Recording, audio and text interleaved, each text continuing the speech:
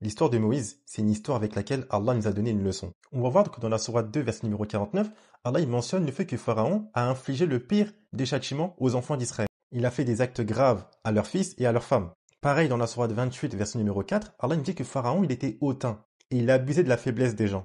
Il tuait justement les fils des enfants d'Israël et il laissait leurs femmes en vie. Donc on voit que Pharaon, c'est une personne qui était hautaine et que c'est une personne qui a été crainte par les gens. Et on va voir même que dans Sourate Taha, versets 70 à 71, quand les gens de Pharaon, ils ont cru en Moïse et en Aaron, Pharaon, il les a menacés en disant, mais est-ce que moi je vous ai autorisé à croire en eux? Et juste après, il les menace de les mettre à mort. Donc en fait, on voit que Pharaon, c'est une personne qui était hautaine, atroce, qui faisait des choses terribles aux enfants d'Israël. Mais malgré tout ça, tout ce qu'on a dit, Allah, quand il envoie Moïse et Aaron, dans Sourate Taha, au verset 43 et 44, il nous dit, allez vers Pharaon, il s'est rebellé. Et juste après, Allah, il dit quoi? Et parlez-lui gentiment. Peut-être se rappellera-t-il ou me craindra-t-il. Et ici, on a une exhortation même pour nous.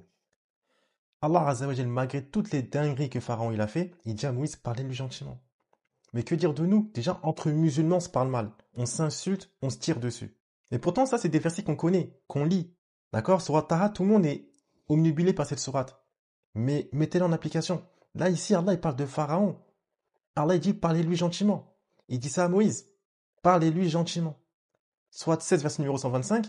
Par la sagesse et la bonne exhortation, appelle les gens au sentier de ton Seigneur de la meilleure des manières.